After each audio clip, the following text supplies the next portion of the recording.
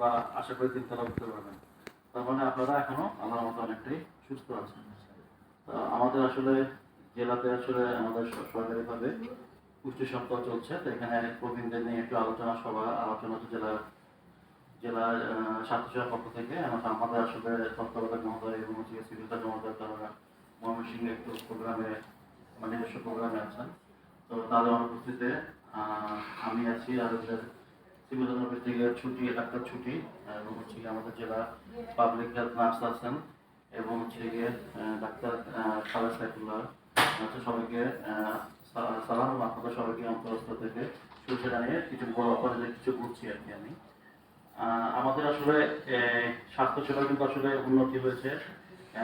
এটা হলো কি আপনারা কতটুকু জানেন সেটা হলো অবশ্যই কিছু জানেন যে আমাদের কিন্তু আসলে গড়ায়ু বেড়েছে। গড়ায়ু বেড়েছে। এখন আমাদের পুরুষরা কত বছর মধ্যে বাঁচে? আমাদের নারী পুরুষ মিলে গড়ায়ু কিন্তু 74, মানে 74 বছর। আমরা যখন মেডিকেল পাস করছি তখন কিন্তু এত ছিল না, হ্যাঁ, এটা 60 বছর বা আরো কম ছিল। তাহলে এখন দেখেন আমাদের কিন্তু প্রবীণের সংখ্যা অনেক বেড়ে গেছে, এবং প্রবীণ গড়াই বাড়া মানে কিন্তু প্রবীণের সংখ্যা বাড়বে, তাই তো?